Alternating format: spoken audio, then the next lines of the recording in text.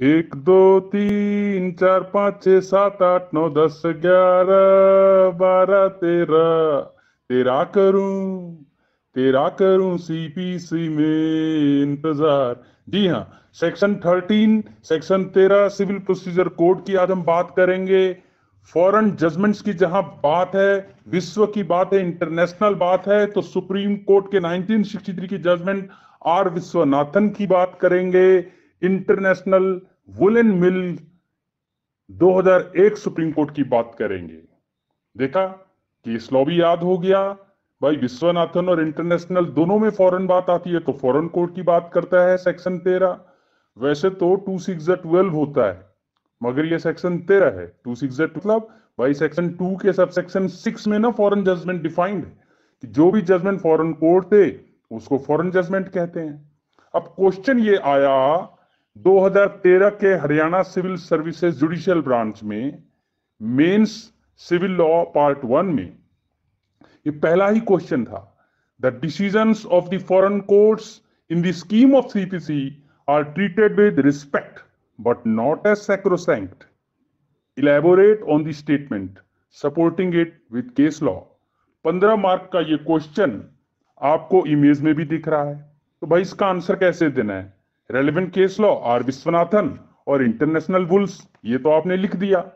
और कमीन बॉयफ्रेंड यानी कि ये 6 जो 2 का 6 है तो 6 ही इंग्रेडिएंट होंगे, यानी 6 पार्ट में अगर फॉल कर गया तो फॉरेन जजमेंट कंक्लूसिव नहीं होगा, अदरवाइज वो कंक्लूसिव होगा।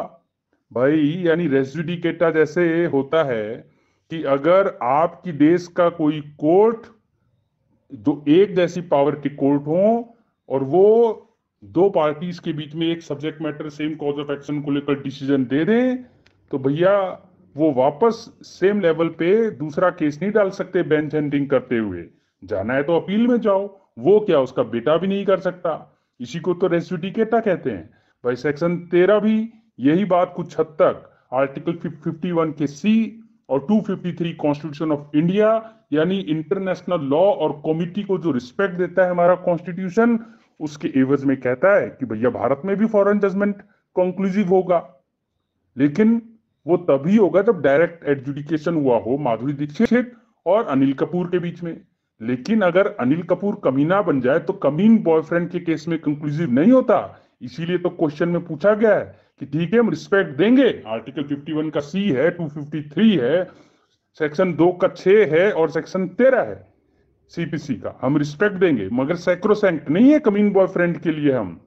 यानी वो कमीन बॉयफ्रेंड क्या है? बस सी फॉर जब कोर्ट ऑफ कॉम्पिटेंट जुरिस्डिक्शन जो है उसने प्रोनाउंस नहीं किया हो जजमेंट। अब आप देख सकते हो अनिल कपूर कहां चले गया? भाई दुबई। और दुबई का कोर्ट जो था वो कॉम्पिटेंट नहीं था, वो तो एक तरीके से काजी के पास जाके तलाक ले लेता है माधुरी दीक्षित से, ऐसे थोड़ी चलेगा। दूसरा, कमीन का एम यानी मेरिट पे नहीं किया, यानी कोई एविडेंस नहीं, कोई कुछ नहीं, बस समरी वे में डिस्पोज ऑफ कर दिया काजी साहब ने। या फिर कोर्ट कॉम्पिटेंट है लेकिन मेरिट पे नहीं किया डिसीजन। फिर कमीन का आई, भाई इंटरनेशनल लॉ की हम रिस्पेक्ट तभी करेंगे ना जब इंटरनेशनल लॉ का करेक्ट व्यू लेगी। भारत के लॉ को तुम रिकॉग्नाइज नहीं करे दुबई वाले, तो हम क्यों तुम्हारे को रिस्पेक्ट दें? भैया ये तो म्यूचुअल होता है। तो इसीलिए अगर दुबई में सरिया लगा के ही भैया तलाक तलाक तलाक को ही रिकॉग्नाइज कर दिया तो माधुरी तो हिंदू थी, ऐसे फॉरेन जजमेंट को हम रिकॉग्नाइज नहीं करेंगे। भाई कमीन का एन, CMIN BF, कमीन बॉयफ्रेंड, ठीक है।